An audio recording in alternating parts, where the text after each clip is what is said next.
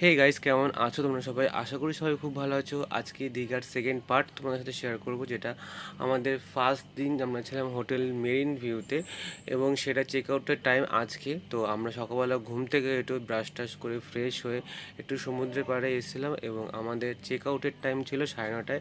Check out করে আমরা পরবর্তী হোটেল ছিল সেটা হচ্ছে হোটেল মোনালিসা ইন, আমরা সেখানে গিয়েছিলাম।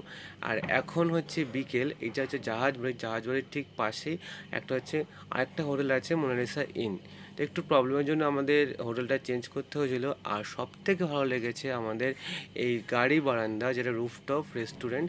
আর নিচের তলাটায় হচ্ছে পুরো কিচেন, উপর কিচেনের সেট আপ, আর উপরের তলাটায় হচ্ছে ডাইনিং সেট আপ। তোমরা উপরে এসে খাবার খেতে পারো, এবং ওখান থেকে খাবার তোমাকে দিয়েও যেতে পারে। তো এটা হচ্ছে আমাদের সেকেন্ড পার্ট। আর ভিডিওটা কেমন হচ্ছে অবশ্যই জানিও। ভালো লাগলে like, comment, share and subscribe করে দিও। চলো টাটা,